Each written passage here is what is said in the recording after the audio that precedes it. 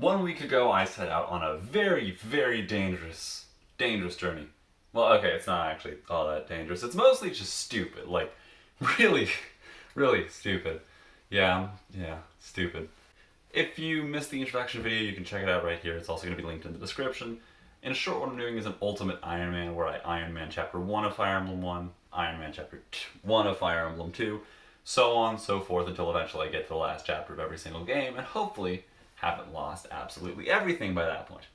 Now, our journey begins in the mythical land of 1990.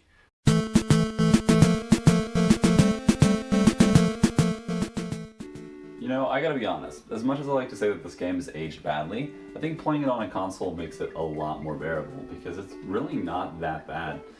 Oh god! I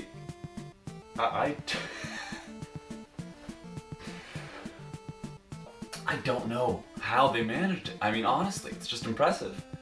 Despite the technical limitations, they still managed to fit in so much jawline. I mean, really, don't let technical limitations ever stop you if this is what they could accomplish. In any case, ugly, terrifying portraits aside, the game progressed pretty normally in Chapter 1. Honestly, this map's really easy, and everyone on your team is pretty damn good. Doga even doubles people, which is just like, what? He's a knight, he shouldn't be doing that. But the big thing is, everyone loves to attack Marth. Literally, no matter who it is. Every enemy in the game attacked Marth for some reason, and in the end, he got most of the kills on the map, which allowed him to be my MVP. I mean, there's no official MVP, but I'm giving him the name of MVP, because he killed so many people, including the boss, and we managed to make it through without any deaths whatsoever. So, 1990 was a success. I mean, Fire Emblem 1 was a success.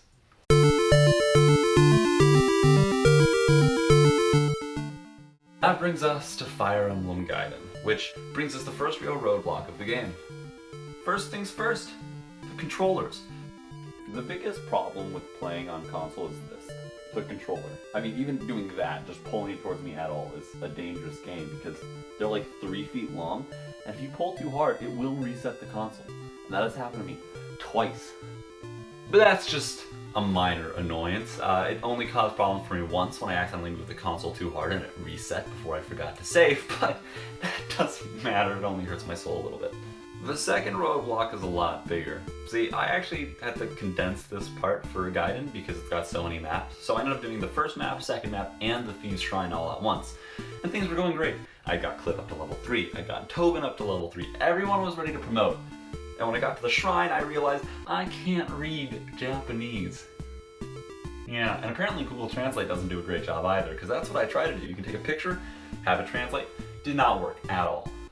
Something about the pixels made it so that it really had no idea what it was looking at, and it gave me such wonderful combinations as, does Robin want to be hungry? To which I said, sure, why not? I think Robin wants to be hungry. Does Cliff want to be afraid? Yeah, okay, yeah. I know he doesn't want to be a soldier, and that was the other option, so let's make him hungry. Why not? I also got, does Louis want to be a knight? And I thought, this was before I promoted the other two. It was the very first one I saw, and I said, well, shit, this is not off to a good start. In the end, I had one final one, which is easily my favorite. What does it mean? Well, I only had Gray left to promote, so do you want to be means, does Gray want to be? And as for the that means mage, apparently, because I promoted him into a mage. Yeah. So this is what my final squad ends up looking like. All in all, it's okay. I got 2 mercenaries, which, that's fine. That's all I really could have asked for. That's what Hungry and Afraid apparently both translate into mercenary, so yeah, got double mercenary. Nice. Gray was made into a mage, and of course everyone else is how it should be.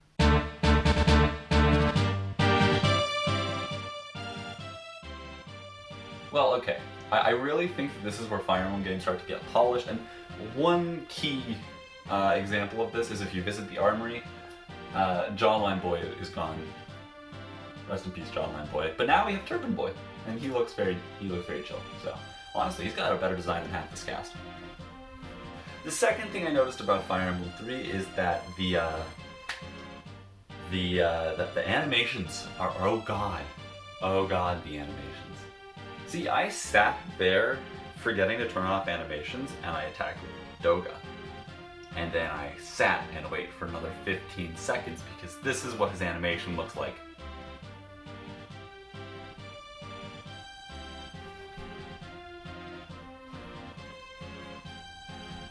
There it is. Yep. It was infuriating, and that'll come into play later, because honestly, Book 1, Map 1, very easy. It's Altea again, it looks fine, music's fine, all that. It's just kind of okay. It's like Fire Emblem's Fire Emblem. It's the most generic chapter you could possibly have, and I made it through it no problem with Sita being my MVP. Unfortunately, it does mean no more bald healer for me because Rice is no longer in the game. But that brings us to Book 2. And here is where my struggles really begin. In Book 2, for some reason the game hates you.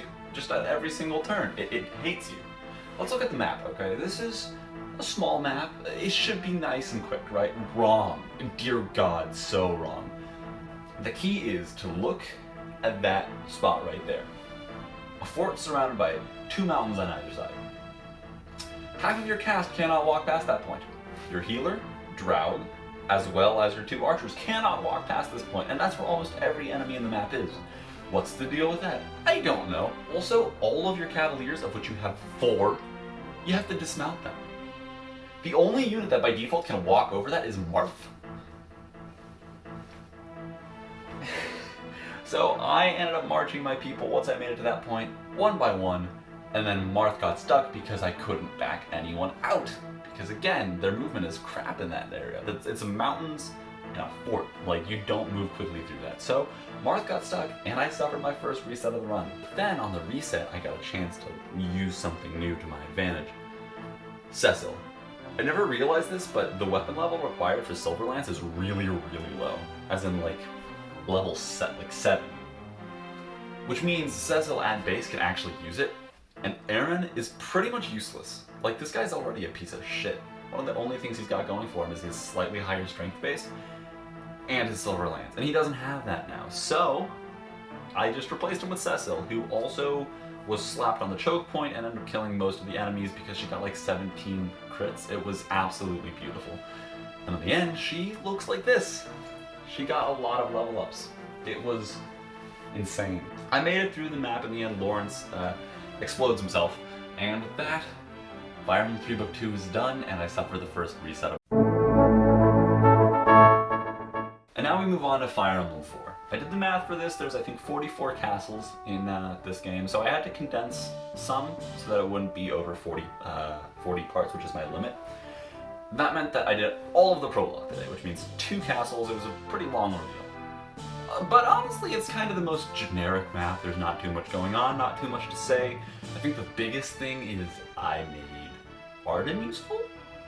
I brought him out so that he could do some damage just for fun, and he did a couple things. He was still easily the worst unit on my team, but he did something, right? Right? That's all you can ask from this guy, honestly. By the time I made it to the end, my most used units were Sigurd, Azel, Lex, and Finn. Specifically, Azel I actually gave the speed ring so that he could double people more convincingly, since he does get weighed down a bit by fire. Although I don't think it was entirely necessary, honestly. He kind of doesn't need it that much. But I still gave it to him just because I didn't want to give Sigurd everything. Although, should be considering the 2nd generation. Shit.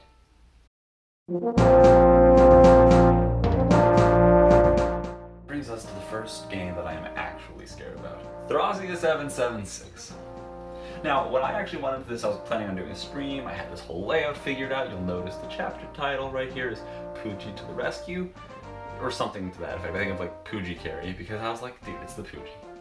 I get the Pooji for like a couple chapters before I lose Orson. Come on, I'm gonna have him carry. Then I forgot how far away it is, and the fact that he's basically completely useless in the prologue. And more importantly, Booge? You named it the Booge? Project Exile, what the hell? You could have done anything in the story. You could have ruined Leaf. You could have ruined Nana. But you renamed the Pooji? What in God's name is wrong with you people? This makes me irrationally angry. I actually don't care that much, but a little bit. Bouge is not as fun to say as Poochie. In any case, I make it through this map just fine. It's not very difficult, and I have a lot of units to rely on, especially Abel and Dagdar. Whenever I really want to, they can just kind of carry the team. I didn't try to use them too much. Dagdar came in handy, but Abel was one of my least favorite units in the series from a gameplay perspective, so all in all, I mostly just stuck to using my weaker units. Except the boss is dumb, because apparently the secret to being completely impenetrable is standing in a doorway. Because that gives you 10 defense and 30 avoided Thracia, which is just absolutely stupid. It also meant that the only two units that could really deal any significant damage to this guy were Abel and Leaf.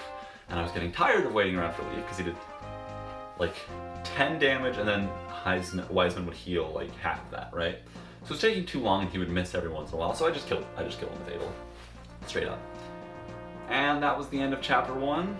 I'm not too worried about the beginning one. Like the first 3 chapters, easy money. Chapter 4, good God.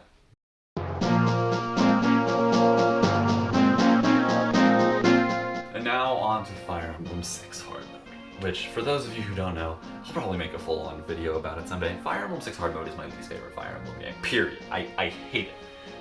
I would say that a lot of games in the series I just find okay. 6 hard mode, hate it. Hate it. But you know what, it's fine. I'll just do what I always do, which is rely on dodges. I sort of inadvertently did that because I was using Lance to choke a point, and yep. Twice he could have died to a 40%. Luckily for me, I got lucky there, but if I had lost Lance immediately, I would have been sad. It's also a really terrible way to lose your first unit, because honestly, it was the first chapter. And it's not even that hard. I don't think 6 hard mode is that difficult. Other main thing to note is it wouldn't be Fire Emblem 6 without me having heavy favoritism, so yep. Yeah, I leveled him up twice, I think. Or no, just once. Onwards now to Fire Emblem 7, which is a breeze right now. See, honestly, all of Fire Emblem 7's Lin mode kind of feels like it's one big prologue. Like really, all of the maps are easy, and outside of maybe 1 or 2, I have 0 risk of dying, pretty much. So this is all just going to be me throwing myself at the chapters to get them through quickly. Only thing of note, I guess I'm using Kent a little more than Sane, but Lin's obviously not going to get much usage compared to the other 2. So yeah, nothing too crazy there.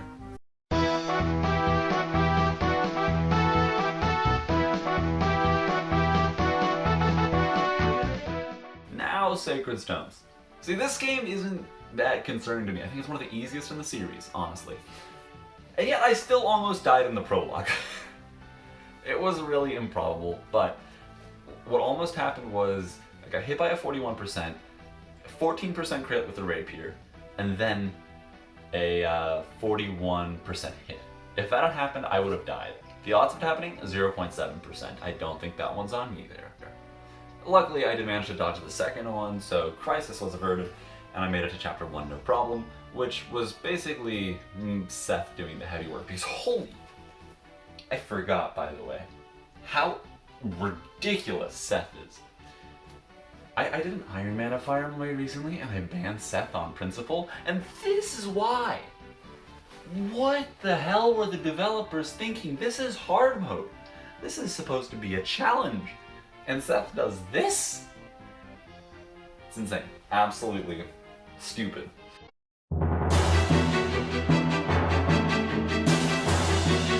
And that brings us to Fire Emblem 9, Path of Radiance. It's the game I haven't played in the longest time. It's been about 5 or 6 years since I've played this game in any length at all. I don't really have all that much to say though. It's like the first chapter, you get Titania's really overpowered, Oscar's really good, Ike's really good, Boyd's got a lot of HP, you're at 0 risk pretty much. Only thing I can really say is, why the fuck do they give you so many iron swords? What the hell is up with this? Why? So, one of my units can use an iron sword. It's Ike. Ike can use an iron sword. He joins with 4 in his inventory. Okay. And an enemy drops an iron sword later on. I mean, what? You get another sword user somewhat soon. Hold on, I don't even remember. Who's the next sword user you get? I can't remember. It doesn't even matter though, because truth be told, even if you had another sword user, you're still expected to go through this many iron sword uses in the early game. I can't do the math right now, but it's like 46 times 5, right? So it's a lot of times that they're expecting you to use Ike with an iron sword, no less. He gets a steel sword in the same chapter. He just upgrades immediately. This makes me irrationally angry. I hate it. Why is this like this? I'm just going to...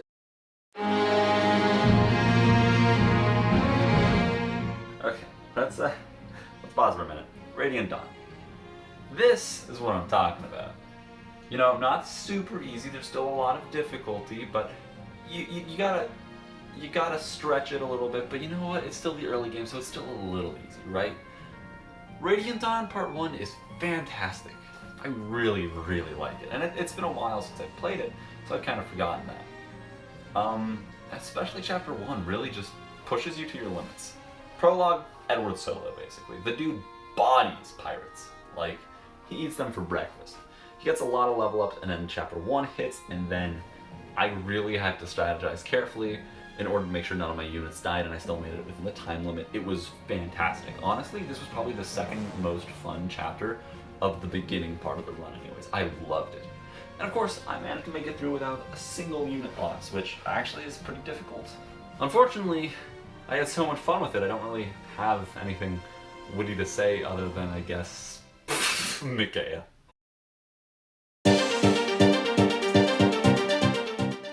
And that brings us to Shadow Dragon. We're about to get into difficulty hell, because from here on out, every game I play is going to be really, really tough. Starting with Shadow Dragon Part 5, it's immediately clear that this isn't like the other ones. You're not going to be able to scrape by without a problem. It's going to be difficult and you're going to have to strategize like a genius. In this third visit to Altea, I was surprised by just how difficult it was. I'd done an Ironman at this map before. I think I'd lost Lance in it. And this time around, it was Kane. I reached a point where there was nothing I could do. I had stretched every resource I had to its limits. Every single unit had moved already and there was a pirate yet to attack. Marth was in range and I thought, no, I'm not just going to go the lame way out. I'm not just going to get a reset. So I did what any brave knight would do, and I sacrificed somebody else. I sacrificed Kane. He's the first unit loss in the series, first of many to come. So let's all just have a moment of silence for him. Just kidding, I don't have time for that.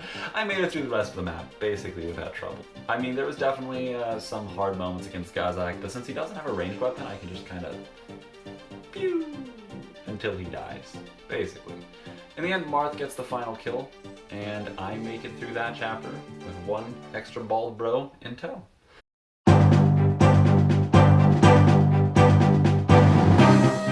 And then we get on to Fire Emblem 12, and again, I come across the Japanese problem where I cannot actually read what I am playing. Now, most of the time, this isn't a big deal. It isn't a big deal. But in the character creation, it is.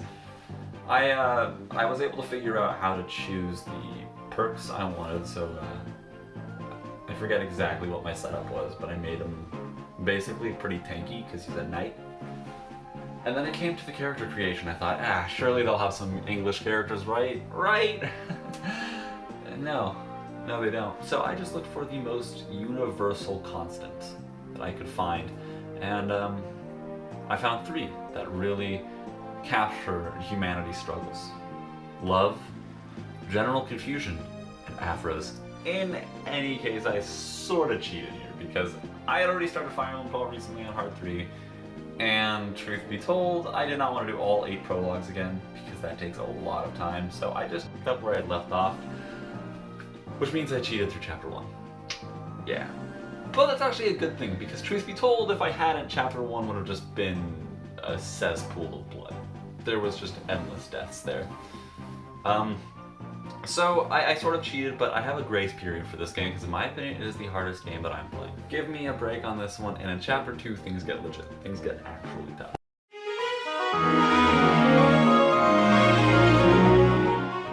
Now on to Awakening. Now on to Awakening Lunatic. And I've played this difficulty before, but not extensively, and I know one thing, and that is the water tile trick, which I ended up using. Before we get there, this is my unit. Her name is Linnea. She was born April 8th, and I made her speedy. I regret that almost immediately, actually. As I started the chapter, I thought, why? It was because the previous run I did, I had a really speed-screwed Robin, so I was like, what's the best way to deal with that? Is to unspeed screw her? I don't know. It was a stupid idea, and I regretted it again almost immediately. So, with a pretty crappy Robin in tow, I basically Frederick my way through this. Then I used the water tiles to get Chrom and Robin some extra EXP, and I made it through after one reset where Chrom died. No unit deaths other than Chrom, so it was a fair thing.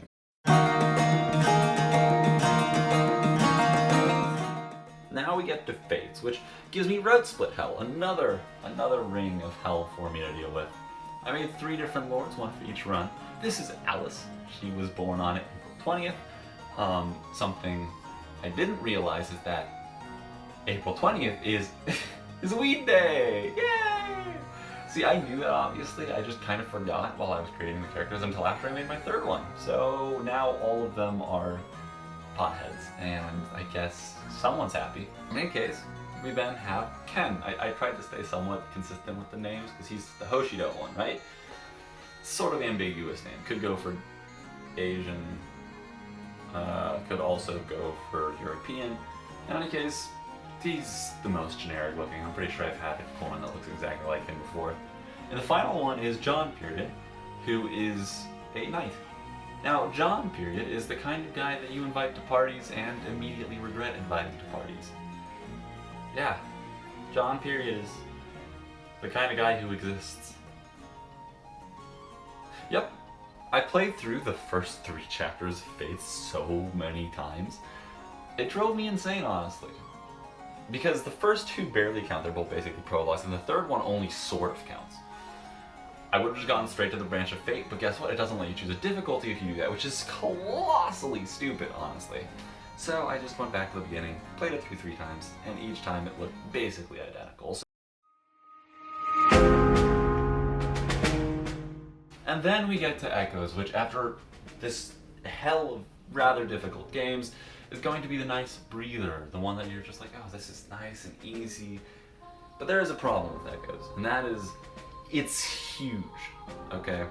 I set a limit on myself for 40 parts. That was the limit. I'm not gonna go past that except for maybe special episodes, I don't know yet. Echoes is 49 maps long, and that's not including shrines or the post game. So, in other words, this was not going to fit into a 40-part Let's Play. So, like Gaiden, I condensed the beginning, and I did the first prologue, map 1, map 2, and the Thieves' Shrine, which means 4 maps in 1 part. All of this got me to the Thieves' Shrine, where I tried to promote all of my units, and I wanted to mix it up a little bit, so I didn't make them all the same classes as I did in Gaiden. The only one that remains consistent is Cliff is a mercenary in both games. The reason why I did this is because I think you don't get a lot of mercenaries in Alm's Root. Well, you get 0. So might as well make the villagers mercenaries since it's such a good class. Gray was also his mercenary buddy, which I always play with mercenary Gray in both games. Like, the fact that I made Gray anything other than a mercenary in either one is the surprising thing here. Tobin, meanwhile, got to become a mage, which is apparently what he's actually recommended to be, or at least sort of. He's like the best mage of the 3, but I never play with him as my mage. I kind of stuck by what I believed was the best from Gaiden when the game first came out, so I used to just make him an archer all the time. But now, there he is. Finally, Faye was made into a cavalier because, sure, why not? The final thing of note is that I injected speed directly into Silk's blood vein.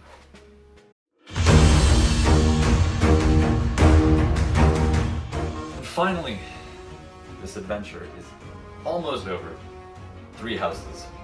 There are 4 routes in 3 houses, which means, guess what? I get 4 more of my units. 4 different violets, which I named Boars, Boars Dos, Boars Tres, and Boars Quattro wouldn't fit, so I named him Bork. I like it. Bork is my favorite. I made her a female in every game because I wanted to recruit Sylvain. The only reason why Blue Lion's house isn't a male is because this is actually a save file that I loaded from my previous Blue Lion's house file. which for the record is also maddening, but I haven't been doing an Ironman of it all. That said, I haven't had to reset like at all for that, except for once, and I can't remember who it was. So I have another grace period here. But in my defense, I had to play through the first 2 maps 3 times in one day. And honestly, just give me a little bit of a break on this one. It's the only thing. That and Fire Emblem Golf. In any case, the big challenge was the Battle of the 3 Houses, because this one's really tough actually. The first time I played it on my Blue Lions file, I got my ass kicked so badly. This time around, I had learned from my mistakes and I managed to make it through first try on every single one, but that doesn't mean it was without its difficulty. First in the Golden Deer House, though Claude and Byleth were really good, I wasn't able to really use anyone else well. Marianne was a great healer, but my other units were just not really super helpful. I tried to use Raphael as a bit of a meat shield. It didn't work, he just got killed at some point. I forgot what did it, he just did. And then my other unit would have been so forgettable, I can't even remember. I'm thinking Lawrence, maybe? If it was Lawrence, in any case, he did not do very well because he also ended up dead. In the end, what came in clutch was the fact that Claude is speedy enough to take a hit from Dimitri, and that was the only thing that ended up saving us because, as it turns out, Dimitri is the real boss of this map. 10 attack speed and way too much goddamn attack. He's terrifying. And this showed in my next run, my Black Eagles house run, where I kind of messed up big time early on. First, Dorothea died to a 2% crit to Ignots, which it can happen to anyone, it's really unlikely. But then I also just put Petra in range of Claude because she was my fastest unit, and I thought, okay, she has 7 attack speed, she doesn't get doubled by anyone, right? Claude has 11 attack speed. I was basing this all around Dimitri being the fastest unit, but no, Claude ended up just 1 round KOing her barely. And that left me with 3 units and like, still the entire Blue Lions house and some of the Golden Deer house to deal with. So I thought I was screwed. I had Linhardt, my healer, I had I had Doris Trace, who was good, and then I had Edelgard. Turns out she's a monster, and Edelgard is all you ever need, because she ended up practically soloing the map. I figured out, with the stat boost that I gained from level ups, she actually has enough attack speed when wielding an iron sword to not get doubled by Dimitri. Not only that, she can actually take 3 hits from him. Well no, she can take 2 hits, the 3rd one kills her. But that means she was able to get in a lot of damage using the thicket to my advantage. She was basically guaranteed to be safe, and I was able to clutch it out with 3 people, which I didn't think I was going to be able to do. So that was pretty awesome. And that brings me to the final one where I put everything I had gained together, and I made it through the whole map without losing a single unit. No critical hits, no nothing. In the end, it was basically all Edelgard and Bork, but Ferdinand did come in handy. I tried to give him some kills so I didn't just have a one-sided team, just all Edelgard and Bork. So he's already level 3, which means there was at least some promise for the Church of Cyril's route. So with that, it's all over. I beat all the maps, Edelgard was the MVP twice. Things are done, right? Wait, a challenger approaches.